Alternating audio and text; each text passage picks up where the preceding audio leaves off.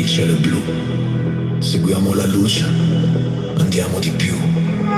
Battito nel petto, senti l'energia, uniti nel ritmo, pura magia. Voce nel vento chiama per noi, passi nel tempo, andiamo poi.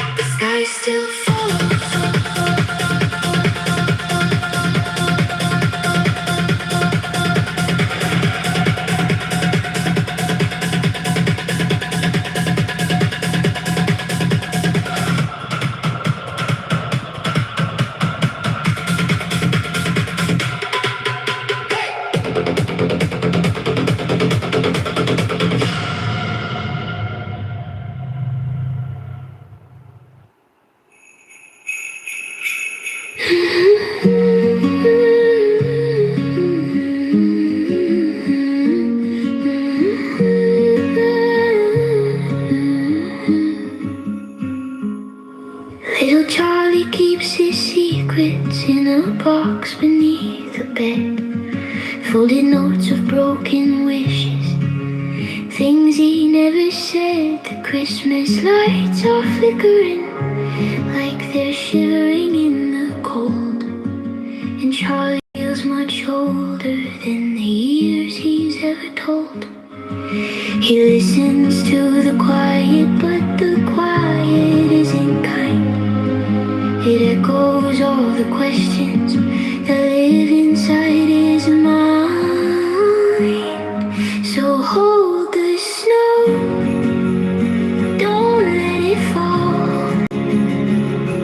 Little Charlie's barely steady.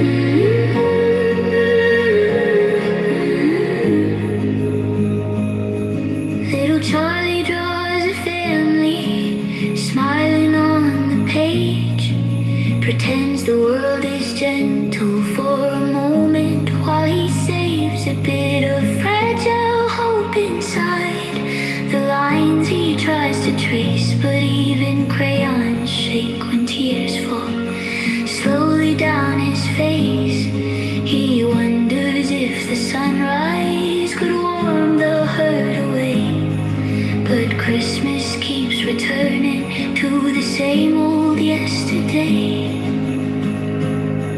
So hold the snow, don't let it fall. Little Charlie's barely standing tall. He's whispering to shadows just to feel a little heard. A tiny voice in winter lost beneath a trembling word. Oh, hold the snow, don't let it go. Tonight he's breaking slow. And maybe years from now he'll find a softer kind of truth, a home that isn't shaking, a heart that keeps its youth. But tonight the world is heavy and he's smaller than the pain. Little Charlie closes tired eyes and counts the stars by name. So hold the snow, just let it stay. A blanket for his heart today. If Christmas can't be peaceful, let the winter try instead to lift the weight of memories that echo in his head. Oh, little Charlie, breathe again. Someday you'll feel the light, but until then, let snow fall guard your fragile soul tonight.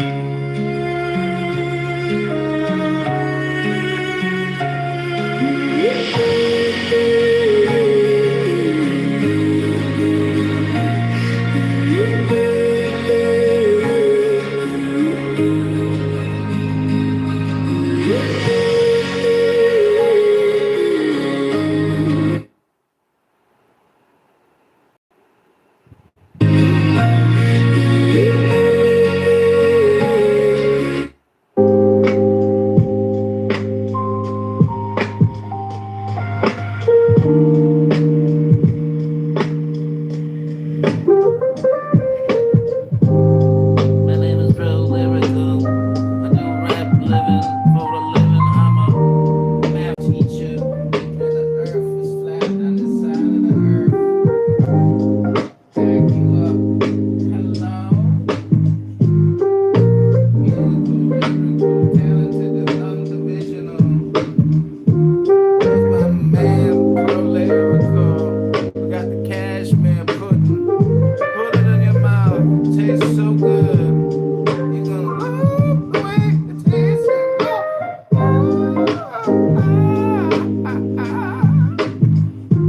Put it in your mouth. Cashmere pudding.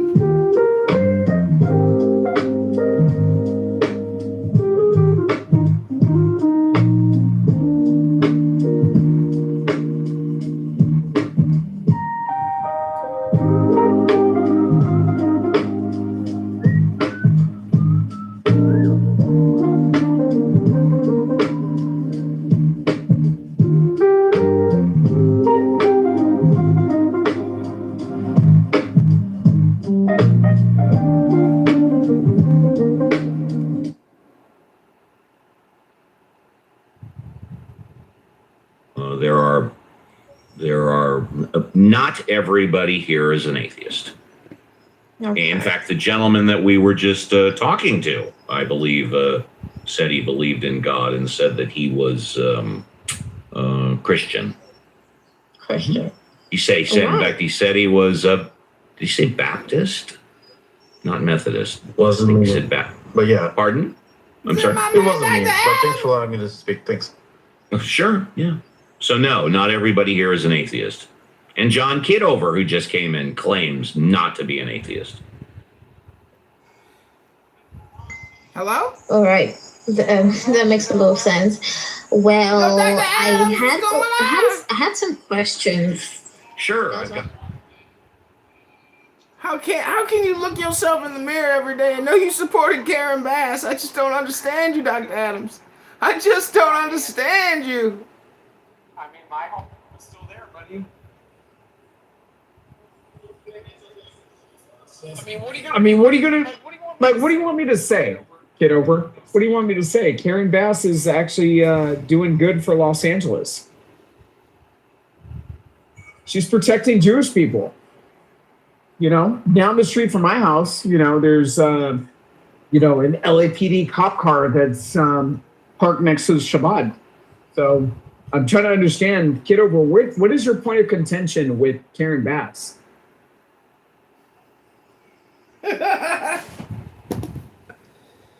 Well, it's not really. Now that I know she's defending the Jews, I think we can work together for the common good of the community, for peace and for justice and for truth. So let's partner up today, Dr. Adams. I'm telling you, Kitover, I feel like, you know, a lot of people have kind of gotten lost in political talking points.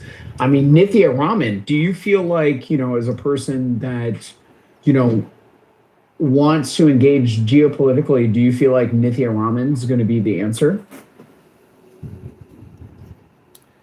How can she be the answer when she is the problem herself? She has no guru. She does not read the Bhagavad Gita or the Upanishads. She is just she's a senseless, agnostic, atheist, communist, socialist, just like Karen Bass. But that's okay because she's a radical communist, and they don't know they don't know the source of the money and how economics really works. They're very low IQ. That's my opinion. No, I think they're definitely low IQ.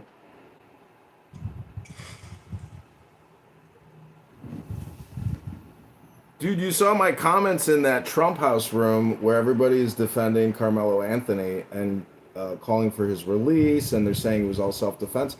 We have delusional people who project their ideology outside of rational reality. And these are dangerous people, and I think you recognize that as well, is that we are living in a society with actually very dangerous people who do have homicidal ideation, or they approve of homicidal activity, and therefore we're living with NFRs. Are you familiar with what an NFR is?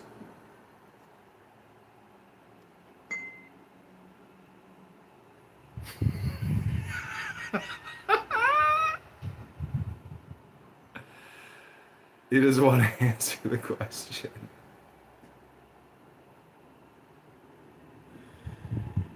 Hello, Dr. Adams. Can you hear me? Are you familiar with the term NFR?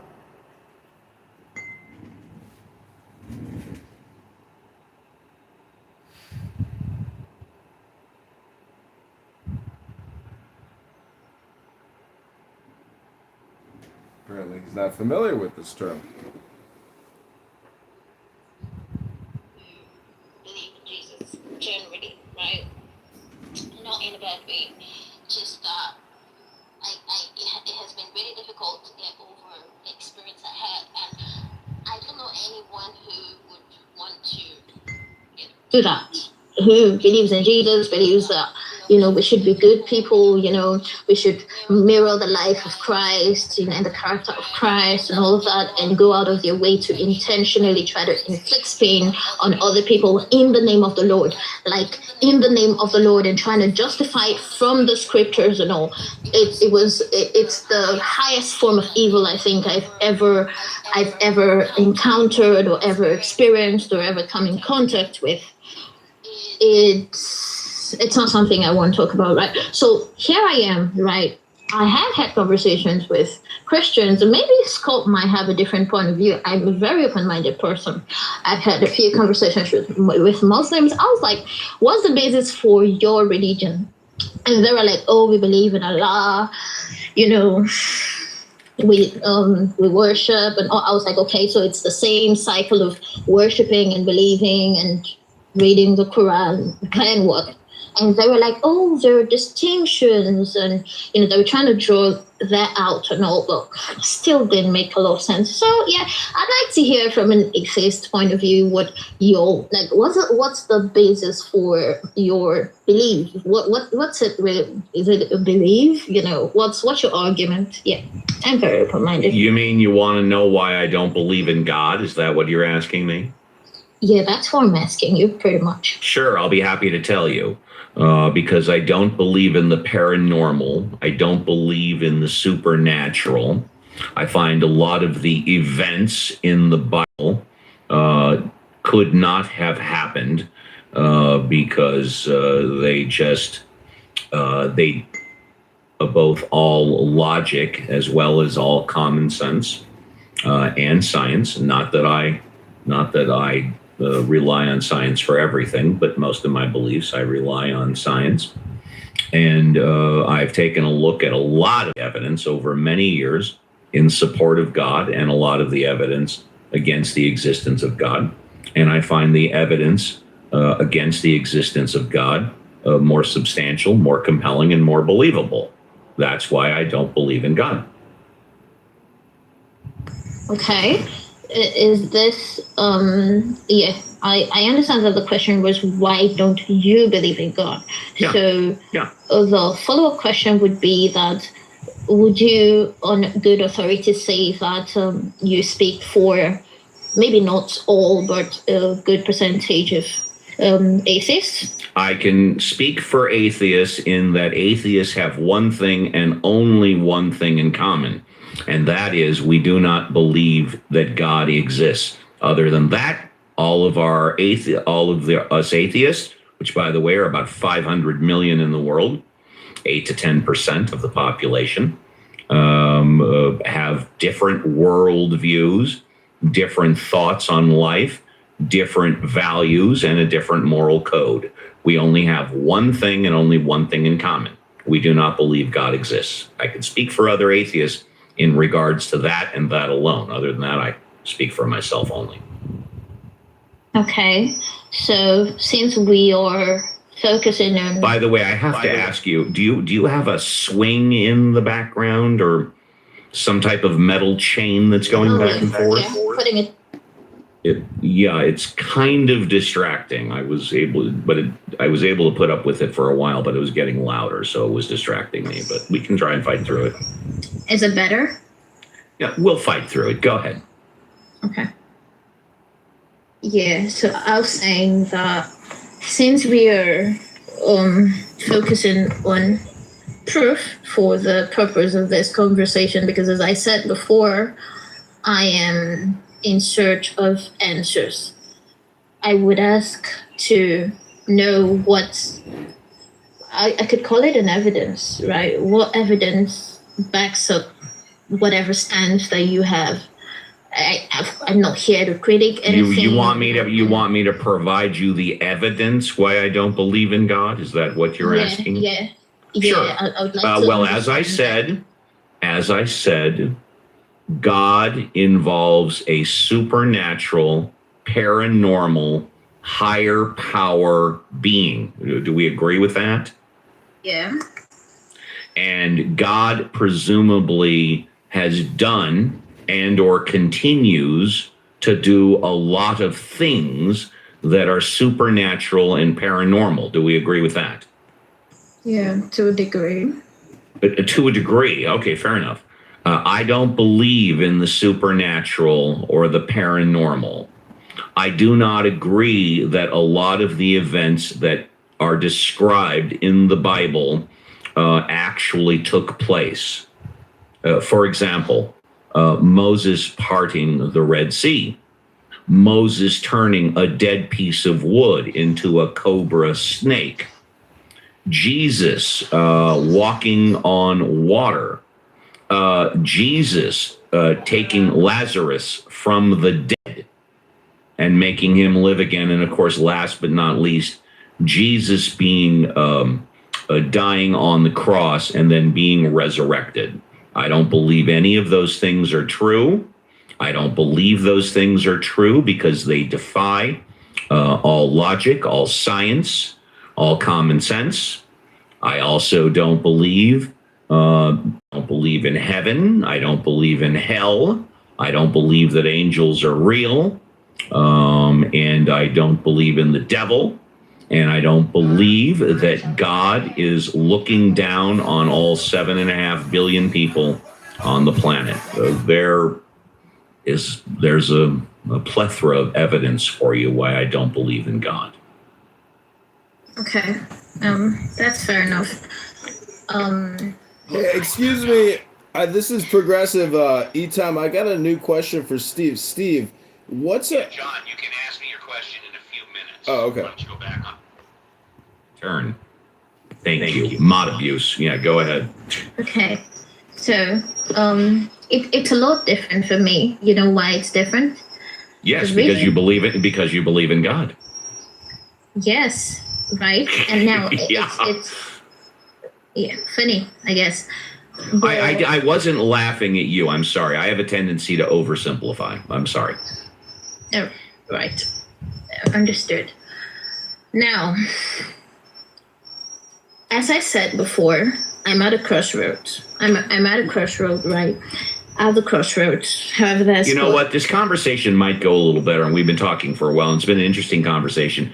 Can I ask you a couple of questions which might get us to hit the nail on the head? And if you feel uncomfortable, just don't answer them, if that's okay. Okay. Okay. I think you said you're Christian, yes? I said so. I'm sorry? I said, go ahead. I didn't hear you. You're Christian, yes or no? I'm Christian. Okay.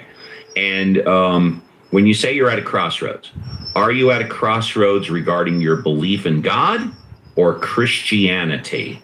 Or both? Both. I would say both. Fair enough. This is going to seem weird, but it's very important.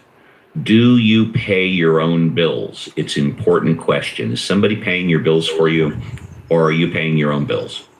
I'm paying my own bills. Okay, and here's the reason why I ask. So you don't have to answer to anybody. Nobody is going to cut you off. You're not going to go homeless if you all of a sudden decide to change religions, to drop religions, or change your belief in God. I can tell you this, and you may have heard me say it earlier. If God is working for you, which it appears right now you have questions on, but if God is working, you should keep God in your life. But the same thing goes for Christianity. If Christianity is not currently working for you, then maybe you should step back. There's a large part of what country do you live in? The United States or a different country? Oh no, I don't live in the United States. Do you want to say what country you live in? Yeah, that's totally fine. I live in Nigeria. Nigeria. Okay, very good.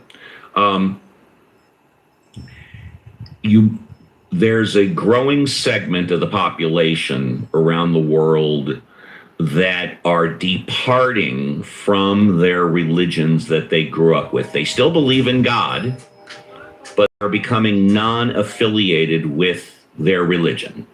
And if you are currently at a crossroads and becoming dissatisfied with both God and the Christian religion, and you're considering leaving, what I would suggest is don't leave. You don't necessarily have to participate going to houses of worship. You said you had some bad experiences. You can absolutely still believe in God. You can still worship and follow the Christian religion on your own. You don't need a pastor. You don't need a priest.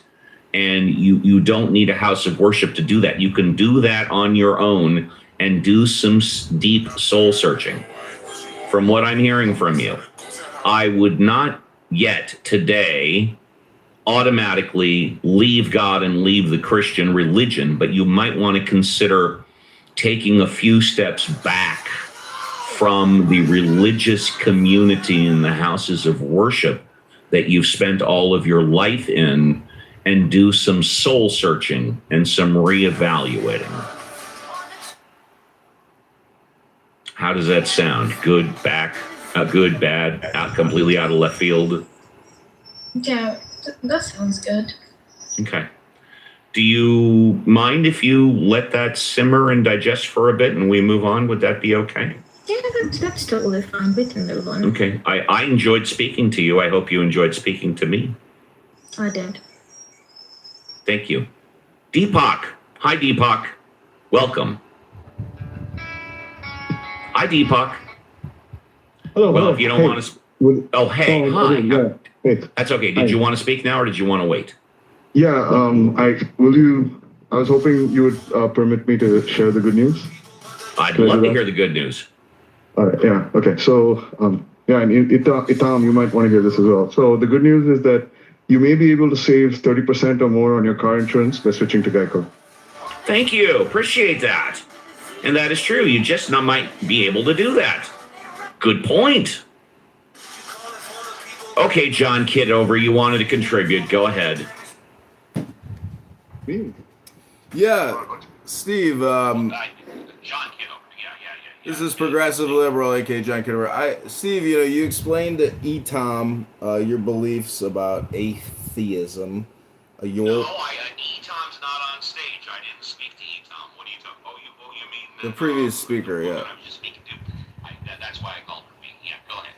So, my questions that came to mind when I heard you explaining your position is, you make a lot of all or nothing statements about what is truth, what is a fact. This is categorically an opinion, things like that. So my questions that came to mind was like, can you explain to us what an analogy is or what a metaphor is, and is an analogy or a metaphor truthful? That's my question to you. It's when you compare one thing to another.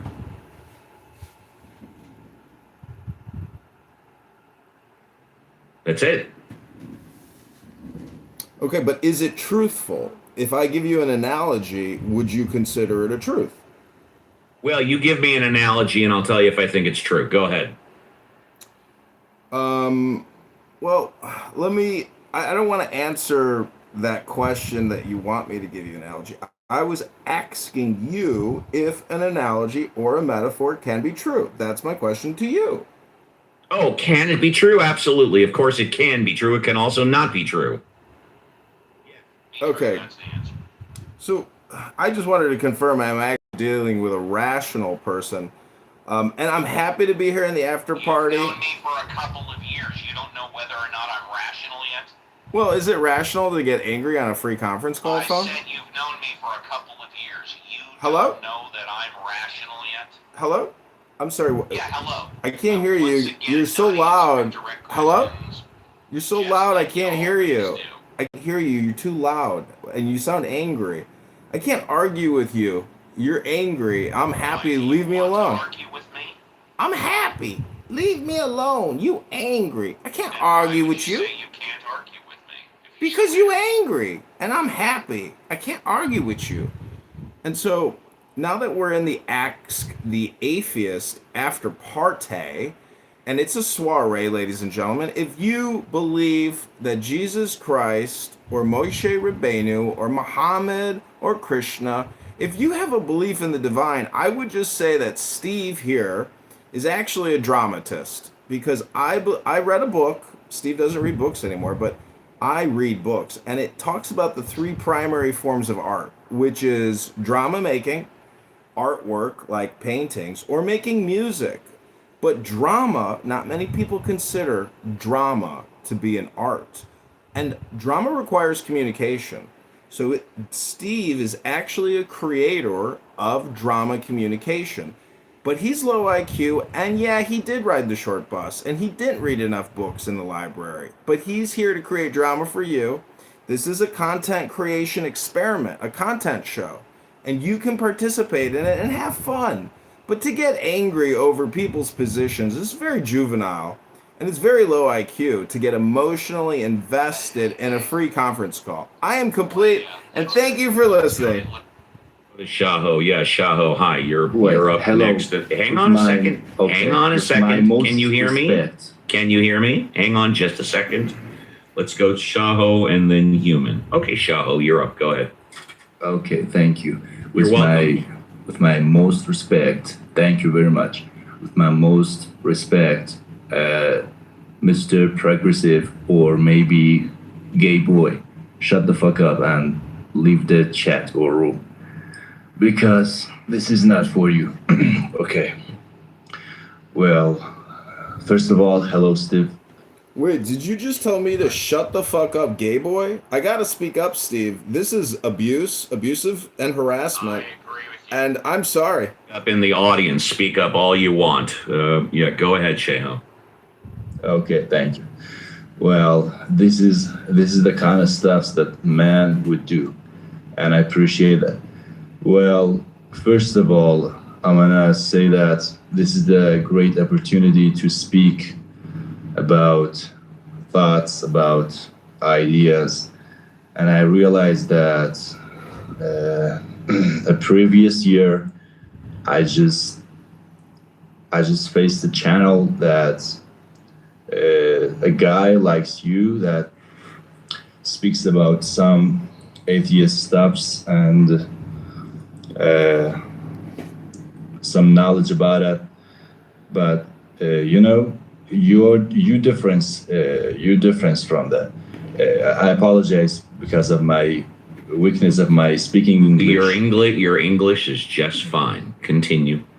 Thank you, because English is my third language. What are your first two? What are your first two? My first is Kurdish. And the second? Second is Persian. Keep going. Thank you. Well, those channel, it's supposed to be the fastest growing channel in this stuffs like atheist theories and some conversations about some of the point of that. I don't know, but your channel is different. Is having huge difference than the other channel. The difference is that you don't focus on the kind of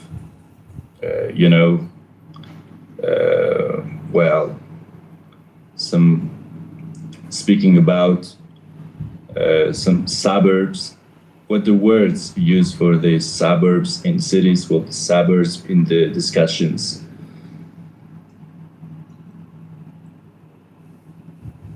I'm sorry, I was momentarily distracted. Was that a question? I missed the question. I'm sorry.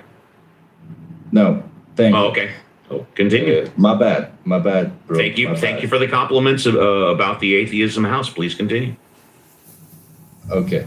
Yeah. Well, previous year I realized that I'm atheist too, but I have questions. I have a couple of questions, so maybe we discuss about it in this room, and maybe it would be helpful to speak about it, and some guys and people will listen and learn too. So the question is, if God creates the world, creates the universe, so why he keep it away from him? Why he get out his control of the universe and keep everything automatic? And well, I think you're referring to the deist point of view. The deists believe that God created the universe, and then once he finished, his job was over. He has not been intricately involved in what's happened after the creation. However, what you could also add to that, what I add to that, is that if God, let me rephrase. What I add to that is, if God exists, God is purposely holding back the proof that he does exist. God, all-powerful, all-knowing, that which was, that which is, and that which will be. God, if God exists, God is purposely holding back the proof that he exists. Uncle Steve, I think this is Soren Kierkegaard's argument. I think. I don't know, but I'm glad you're back. Yeah, sorry. Hi, Steve. Yeah, this is. I think Kierkegaard makes the. It's sort of like. Let me just tell you where we're at. We've got the gentleman that was on stage and asked the question. He left. Okay, we're Christian and JCC are new, and then I don't know if you heard the discussion with. Oh no, I was talking. I'm sorry. I believe I was talking with Show. Yeah, that's Shoho. correct. We were just yeah. Okay, so it's Shoho, Christian, and JCC. Back to you, Reverend Scott. Yeah, I want to say that this is Kierkegaard's argument. Yeah, the king and the maiden. This is this idea that this king disguises himself as a beggar.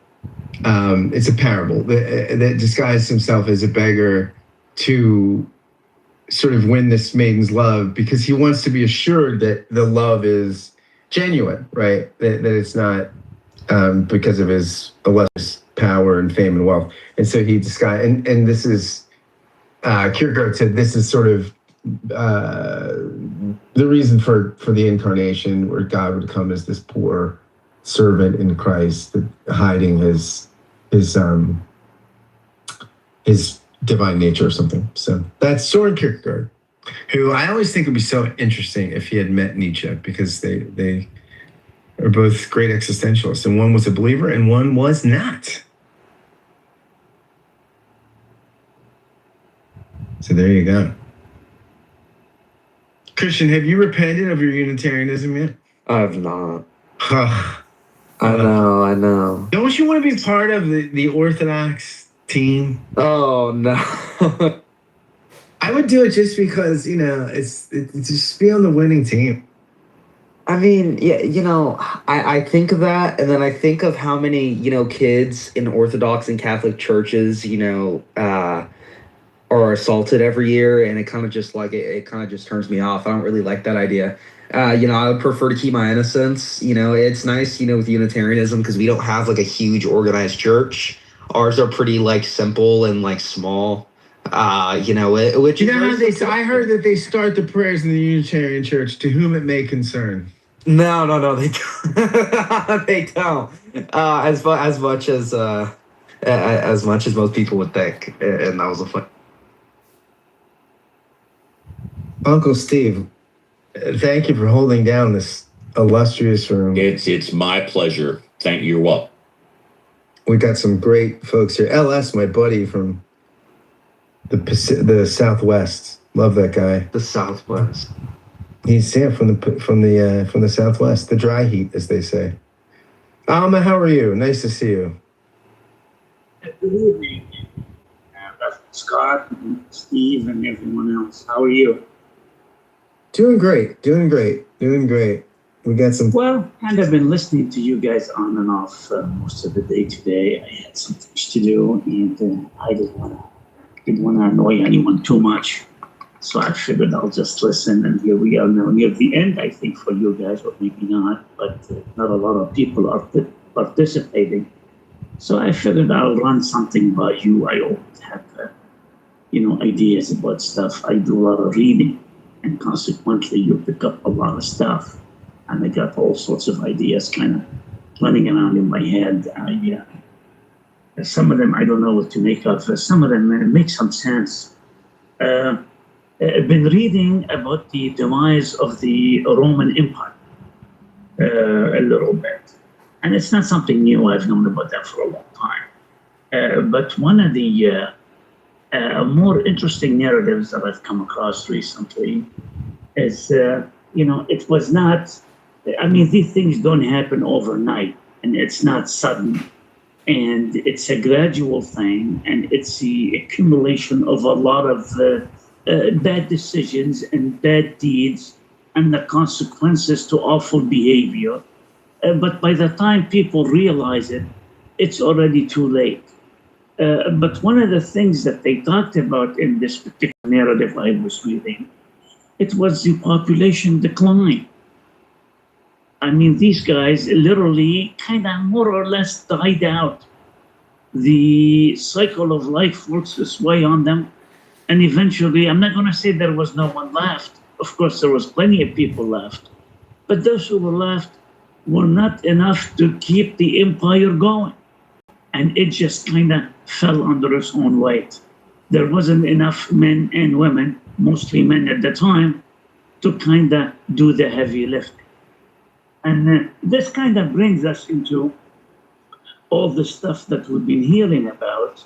Now, Elon Musk has been the champion of this particular story, but by no means the only one, kind of, ranting and raving, if you will, about the decline, about the birth rate and how it's declining in most Western countries. And now it's even, it hasn't been enough to compensate for the death rate, but now it's like not even close, it's half. So in some places, Korea is used as an example, in 3 generations, which is a lifetime of one person nowadays. It could be, you could be looking at like a population collapse. So the question is, what do we have to do to get people to F again and have kids? It would seem like it's a straightforward enough process that's been going on for a long time. And most of us, I think, have figured out how to do it. Yet, not a lot of people are doing it seems. And I do see places in Europe that talk about this kind of stuff and try to emphasize it.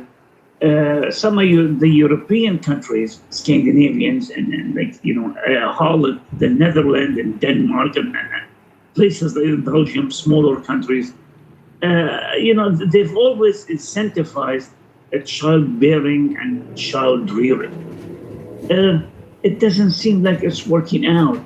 What ended up working out is that they brought a lot of foreigners who are producing a lot of babies and looking basically to change the makeup and the identity of the country. So that didn't work out very well. And now here in the States, you start to hear in print, in news, whenever they talk about this, they talk about the anchor baby. This was not a term used out loud in media, not until maybe 10 years ago. You knew about it, but it was not used like that. And now when we use it here about people coming here and having an anchor baby, it's always a negative connotation. It always implies that these people or these women, let's say, because men can't get pregnant no matter what anyone says, these women are coming here and they are setting up shop or establishing base for something far more nefarious further down the road. And with the deportation, on in full strength, some people are getting deported, but their children, because they were born here, are left behind if they don't choose to take them with them. So we are in a mess, and I don't know how to fix it, but the bottom line is the birth rate is very low, and we need to fix it. And, we can learn a lot from China, a place with a lot of people, lots and lots of people. And for the longest time in China, for about 40 years, maybe more, they've had a one-child policy because they were trying to curb the population growth. And by and large, they succeeded. It was very ugly. It was very unpleasant. A lot of girls were killed at birth because, some of those families, they wanted boys for whatever reason. Well, I think we know the reason. We're not going to get into it. And now, and then as time marched on, you ended up with an imbalance between men and women. It seems like, nature always favored more women by a very small percentage.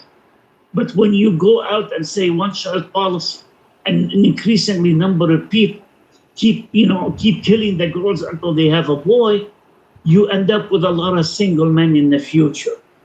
And not only that, now they're talking, China is back to encouraging people to have more kids, because even though with 1 billion and change people, it doesn't take long for the population to collapse if you don't have enough young people coming up to kind of, to work and produce and pay taxes and help cover the expenses of the old people.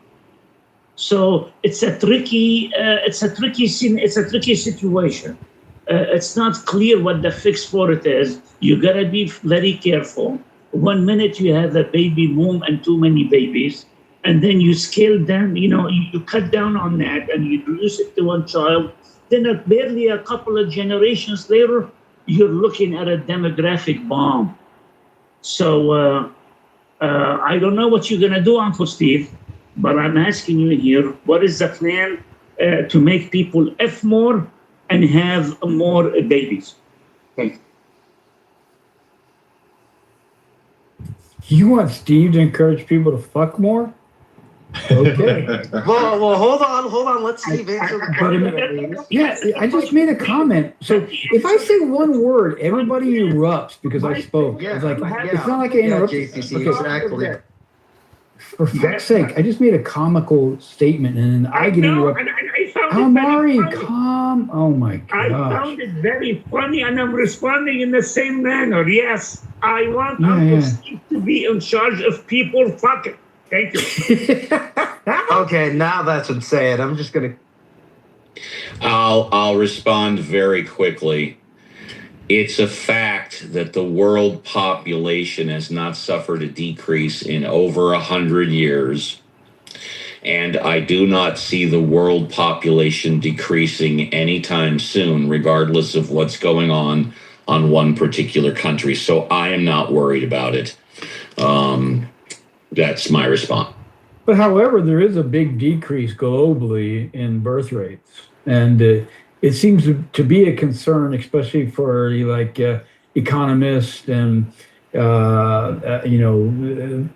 it's also a benefit to the environment because decreasing populations decreases the footprint that damages the climate. So that's one good thing. But there are issues because the shrinking workforce causes struggle on tax revenue, like Almari was bringing up. However, I think it's kind of like, the climate change. It ebbs and flows. Same with populations. It's going to ebb and flow. And like Steve said, I'm not too worried about it either because it's within us as a society to keep society going. And this may be a good thing. A little decrease in population is not necessarily a bad thing. So, yeah. What's interesting is this happens in wealthy nations, right? I mean, the reason why the population continues to increase at a significant rate is countries that are less developed have more kids, right? The only advanced economy that has a replacement birth rate, I believe, is Israel. And I've heard, I don't know if this is true or not, but what I've heard anecdotally from friends like Eitan is that their numbers are really inflated by the ultra-Orthodox who have a bunch of kids, that if you factored out the ultra-Orthodox, Israel's birth rate would look a lot like Western Europe's or the United States. So interesting. When the world population decreases 5 to 10 years in a row, I'll start worrying about it. Until then, I'm not worried. Well, I agree. there's a good thing studies have been done on this. And what they've concluded is that in about, let's see, it's 2026, in about 75 to 100 years, we're going to reach around, give or take, 10 to 11 billion people on the earth. And then there's going to be a dramatic decrease back to the original amount that we have around now over the course of about 50 years, if not more. And then it will stabilize again. The reason that is just because of basic population patterns. And just because we see this large decrease in populace worldwide or per country is not something to be alarmed about. This is something that we have already put thought into to prepare. I agree with Reverend Scott that it's a matter of wealth. the wealthier nations get, the more its people become preoccupied with other crap, and they stop, popping babies. Um, the only unique thing about this year, and the reason why a lot of people, I think, are concerned and are ringing alarm bells, is that in Europe in particular, along with a huge decline in the native population, the indigenous people of these of European countries, there is a huge migration from other places, and those people are fucking like crazy, and they are increasing, and they are having a lot of kids, and they are taking advantage of the services that the state offers, or the state used to wanted to offer to its own people to have more kids. So it's a very nefarious way of thinking. I try not to see it that way, but ultimately that is where things are headed. You go to many of those countries, and the natives make up a small, less than half the population.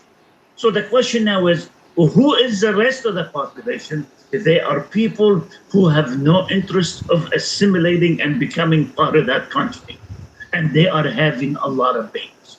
And therein lies the problem.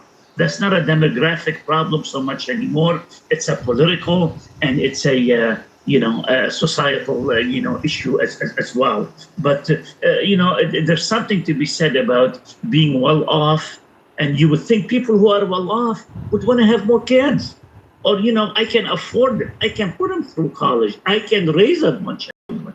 It seems like no, the more money people have, the more dogs they have, and I love dogs. I can't tell you how I love them more than most of my relatives.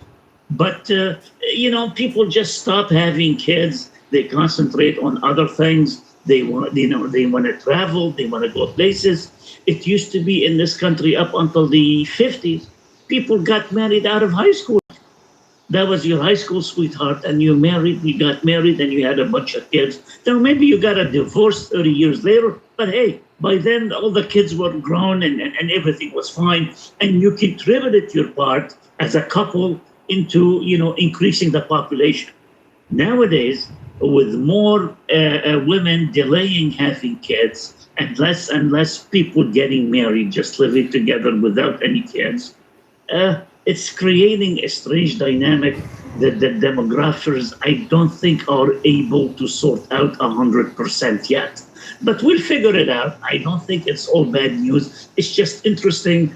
We could use less people. Finally, I'll just say, yes, I agree that we could use a little less people. It's probably better for the planet. It's better on the resources.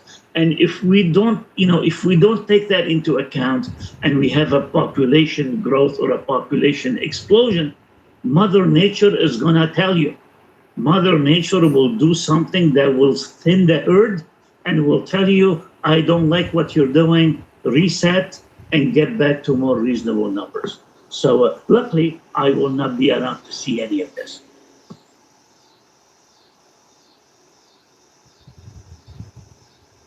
Things work themselves out organically. Agree, Jesus. I wholeheartedly agree. Mother Nature's got a plan, and it's going to do it, whether we like it or not. Well, I wouldn't say a plan, right? It doesn't intentionally have things set up, right? It does what it does. It just does what it does, but it has a way of sorting things out in the end. We call those the Darwin Awards. Yeah, I mean, it doesn't like a vacuum, and it doesn't like a jarring imbalance. It ends up resorting, reconfiguring things out. I love Mother Nature.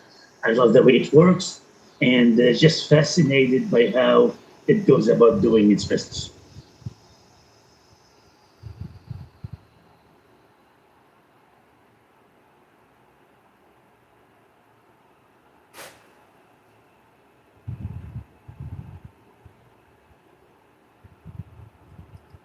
Steve, I got an off-topic question for you.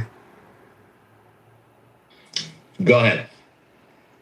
If you look at my PTR, and I know the eyesight, you might need to get your glasses. If you go to my PTR, you'll be able to see a room that I hosted with, the wonderful and only Day Day. Bert and Day Day. That's correct. Should Day and Cypher get married? Now, this is the important part. I put up a poll. Hold on, JCC. I put up a poll. Calm down. I know. I put up a poll asking if Day and Cypher should have a marriage, and Day responded with yes. Now, because he responded with yes, this is my question. If they do indeed get married, would you show up to the marriage? I'm sorry, who were you hosting the room with? It was Day Day showed up unexpectedly, but it was Bert that came in first. You were hosting the room with Bert, correct? Correct, yeah. And who's getting married? The will I attend? And Cypher. If Day and Cypher get married, will I attend? Yeah. Because Day said he wants to marry Cypher, so I was just wondering if you wanted to attend that. Who's hosting the wedding? Because I'll crash it for the food and the drink. I would presume the Talking Apes is a house. I would presume. I mean, the answer is yes. If I'm invited, I will attend. Yes. Oh wow! Well, there you go, folks. Yeah. I wish Day Day the best of luck with his boyfriend or with his boyfriend's soon-to-be husband. That's called a fiance. Considering Day Day is already married. Well, actually, they're both married. Oh, so wow. Yeah. Well, I mean, that sounds like something that we know in the Bible. If you believe what they say is true. Oh. How long ago did you have this open public quick chat room? Like give or take 30 minutes. You did this 30 minutes ago? No. I did it yesterday. Oh, hilarious. Okay, yeah. Yeah. Yeah. Wait. Are you had this room yesterday, and Day popped in after all the hoopla of being in a room with you? Yeah, and he actually had a conversation with me. Oh my God! What a fucking hypocrite! He had a whole conversation with me, and I thought that's what you were bringing up about him being a hypocrite, about hating you being on stages and in rooms, and here he is conversing in a room you opened up. Oh yeah, he was talking with me a lot. He had a lot to say. What a hypocrite! I know, it's crazy. Yeah, he loved talking to Christian Hill. It was fantastic. It was a great conversation. Yeah, he had a lot to say about my autism and shit. But I mean, it is what it is. But yeah, pretty interesting. That's hilarious. I wonder what Moose in the audience has to say to that. Yeah. I mean, just after everything. Friends, I want to play a little clip for you. Oh, no way to clip? Perfect. No. This just came Not a clip. Get out. Came from okay. This just came from Ezra Klein, who I love. I think I like him. I think he's one of the best. He's would have stayed stuck with it longer. Not forever, but what I'm saying is longer. No, not me. I was in a pretty thriving community that was pretty large. So there's about half as many Baha'i worldwide as there are Jews. Yeah. Interesting. I always that of course what the interesting thing there is just how few Jewish adherents there are worldwide. Yeah. Like 10 million.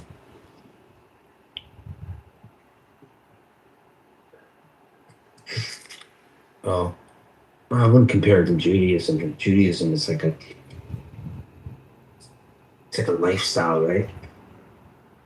Well, but I think when, so I read that there's like 10 million Jews in the world, and I think that doesn't mean faithful. I think it probably does mean cultural or whatever. I think it would include people like Steve Appel.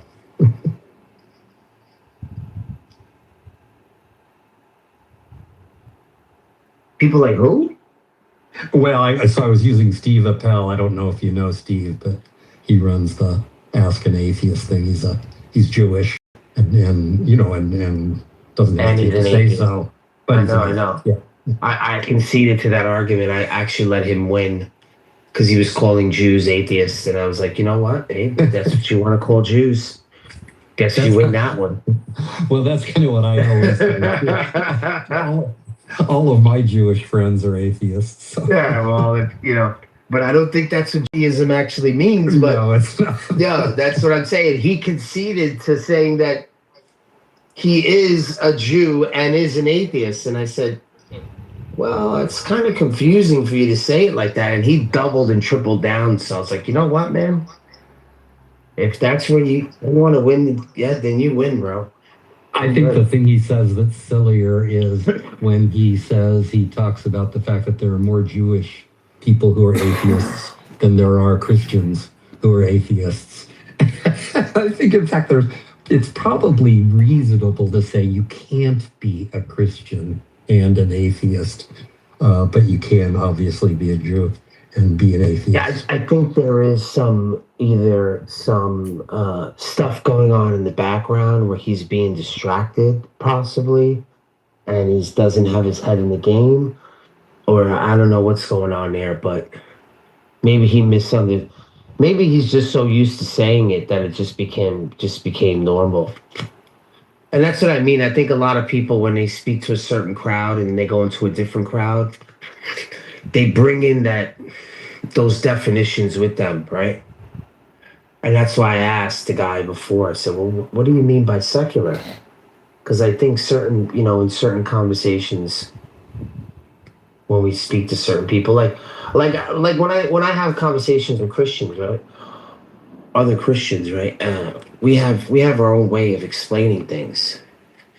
And then when we're trying to explain things maybe to a Muslim, I say to them, I say, hey, listen, man, you're kind of explaining it as if you were explaining it to another Christian. I said, you got to kind of like dig deeper, and it's another way of speaking. And I think that's the reason why some people get frustrated and they say, oh, you don't understand what I mean. It's not that you don't understand. It's that you're speaking in a tone and with words mashed in together that have no meaning to the other, to other crowds or other people. And I think atheists get stuck in this. They think they're speaking a universal language, and that just sounds like religion. So they got to be very careful, just because you have a thought, it doesn't send that thought a shockwave through humanity and says, oh, this is how humans should think. It's not the case. I mean, I even know some religious people that do that too. I'm like, yo, you can't, But I started to build that and notice that when I started speaking to Muslims. I'm like, I can't explain it this way. They're not going to get it. They're not going to get it. Hope that makes sense. John, is that the Shroud of Oxnard?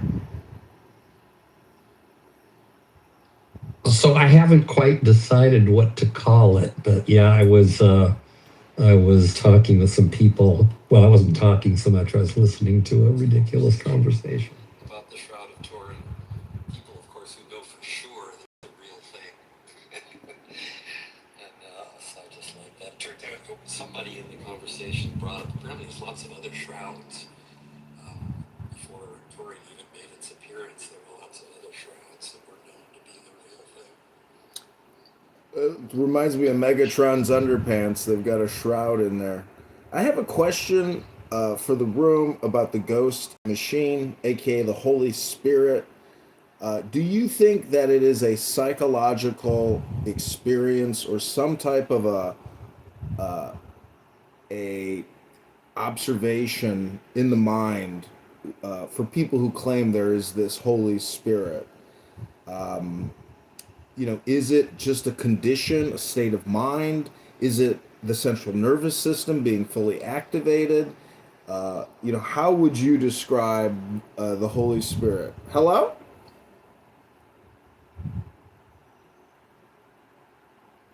Good question. Imagination.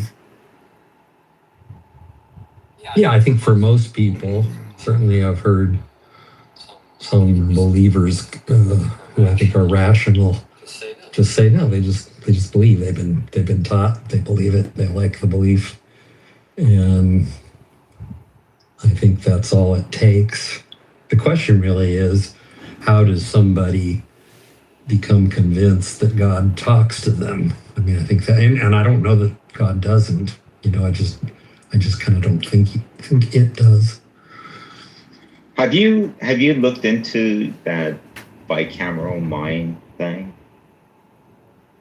What mind? Bicameral. Bicameral? Yeah, as in two houses. Yeah, never heard of that.